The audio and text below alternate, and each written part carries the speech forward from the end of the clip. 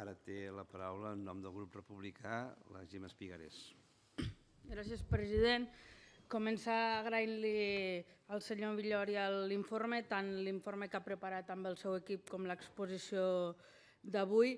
De fet, crec que per ser la primera compareixença que es fa també és bo que agraïm a totes les treballadores, tant funcionàries com als càrrecs del govern, que van aguantar el 155. No sé si perquè van donar-hi aquest punt de normalitat que ara es deia. De fet, també se'ls ha parlat de traïdors, se'ls ha parlat de col·laboracionistes. En tot cas, de fet, alguna directora general apuntava que van actuar com a escuts humans. Sigui com sigui, segur que ningú s'hi va quedar a gust i alguns dels consellers van demanar que es garantís el menys dany possible, especialment amb aquestes poblacions vulnerables que algun dels grups apuntava, i per tant agrair-los la tasca que van haver de fer molts a contracor durant aquell temps. Per Esquerra ho vam dir, aquesta comissió tenia 5 objectius. Evidentment, analitzar les causes que van motivar l'aplicació del 155 i l'adequació jurídica, i aquestes entenc que les farem amb els nombrosos juristes que vindran a la comissió, i avui ens centrem en la part d'analitzar les mesures i l'impacte i les conseqüències del 155 i també els danys tangibles i aquells intangibles dels que avui deia és més difícil quantificar, però que segur que també han tingut.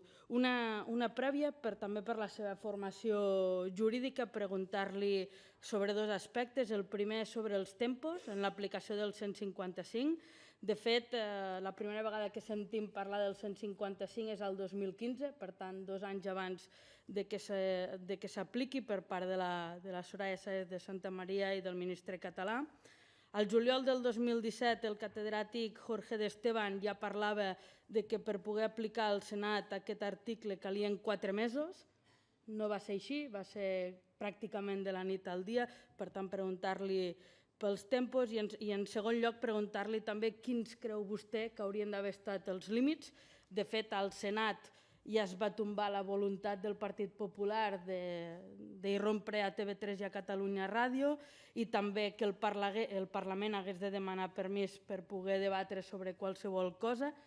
De fet, després de l'aprovació al Senat es va dissoldre el Parlament, cosa que no constava en cap de les aplicacions que es deien al mateix Senat. El seu informe fa referència al senyor Albertí i que el 155 no atorgava poders il·limitats. De fet, també el director del Gabinet Jurídic de la Generalitat parlava que el 155 no els habilitava per a tot, per tant, demanar-li quin creu que són els límits dels que s'havia d'haver aplicat. Més coses. També es parlava que s'havien d'adoptar les mesures necessàries per restablir l'interès general. De fet, el Rajoy ens va acompanyar durant aquells mesos diverses vegades amb intervencions parlant de tornar a la legalitat, de recuperar la normalitat i la convivència, de continuar amb la recuperació econòmica que ells ja s'havien encarregat de destruir amb el decret perquè marxessin algunes de les seus socials de les empreses i de convocar eleccions. I m'agradaria veure quina és la relació entre tornar a la legalitat amb l'atac que es va fer contra els bombers, amb deixar sense diners la lluita antiterrorista, amb bloquejar la renda garantida, amb evitar que alguns patronats de centres de recerca d'aquest país es poguessin reunir per seguir obtenint fons europeus, amb bloquejar el pla d'urgències perquè hi hagués més diners per fer front a la campanya de grip, a evitar que es pogués fer una campanya com la de reduir accidents de trànsit, a bloquejar el Pacte Nacional per les Universitats, a l'habitatge social i tants altres, o fins i tot, i vostè avui n'ha fet referència, amb un acord ja fet amb aquest Parlament pels grups d'Esquerra, de fet, en aquell moment de Junts pel Sí i de la CUP, per evitar que es tornessin a posar els concerts educatius en aquells centres que segreguen per sexe. Per tant, quina relació té aquesta recuperació de la normalitat i la convivència en atacar a la ciutadania d'aquesta manera.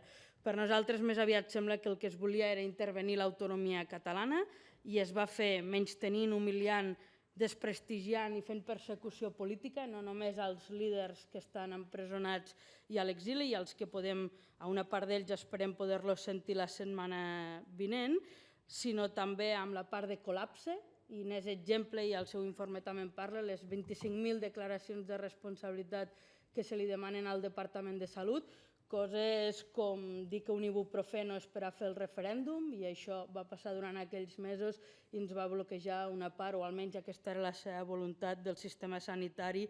De fet, ja n'havíem sentit alguna cosa de les clavegueres de l'Estat i de com boicotear la sanitat pública.